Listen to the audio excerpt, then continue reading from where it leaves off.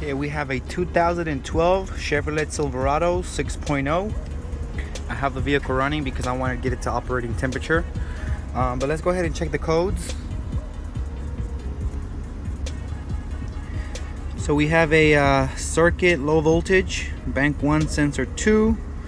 We got a evap system small leak and a O2 signal stuck lean bank 1 sensor 2, which I believe 137 and 2270 are related. Now we're not going to be worrying about the 442. That's a completely different problem. We're just going to pay attention to the low voltage on the downstream bank 1 sensor. So I'm going to go ahead and look at some data now that the vehicle's warmed up and probably already in closed loop. I'm going to custom list because I already put out what I want to see. Okay guys, so I got a couple of data pits pulled up here. I'm not really worried about the short-term and long-term fuel trim because we're dealing with the downstream and they're not responsible for fuel trim operation. So I do see that it is a little rich on the long terms, but I'm not worried about that at the moment. One thing I do see is that the sensor in question is stuck lean at 15. Okay, you compare it to the bank 2 sensor, you see some movement there.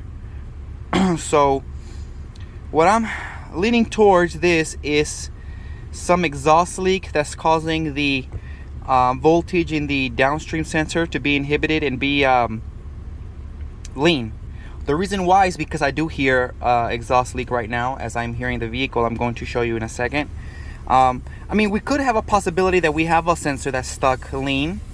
Could be a sensor, but I want to be exactly sure, so I'm gonna go check and see. Okay guys, so I don't know if you can hear it through the audio camera, but video camera, but I do hear an exhaust leak.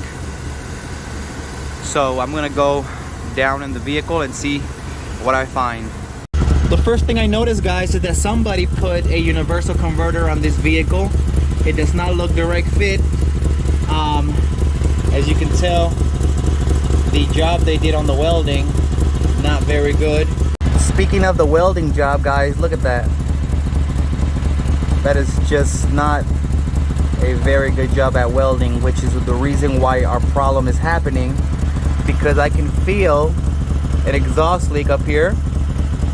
Right here, I feel the air. And look what we have right here. We have the downstream oxygen sensor, which is taking this into consideration and is inhibiting this voltage down. We have an exhaust leak.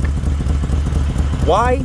Because of a bad job repairing this converter or putting a universal converter. That's the wrong step, number one. And second, they didn't weld it properly because it's a leak. And now we have a stuck lean O2 sensor on bank 1. So the reason why I wanted to make this video, guys, was because, you know, a simple fix, meaning a simple diagnosis based on a scan tool data and a quick observation here on this sensor. So what I'm going to do is I'm going to see if I can weld this correctly, because I'm not going to put a new converter on here.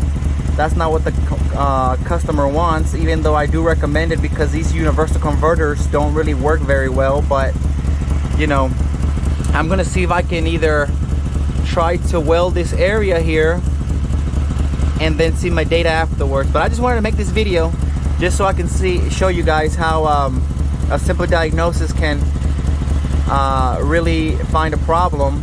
So we ended up putting the catalytic converters direct fit in the vehicle, and just wanted to show you guys because the ones that were on the vehicle were aftermarket, universal, and they were just not working.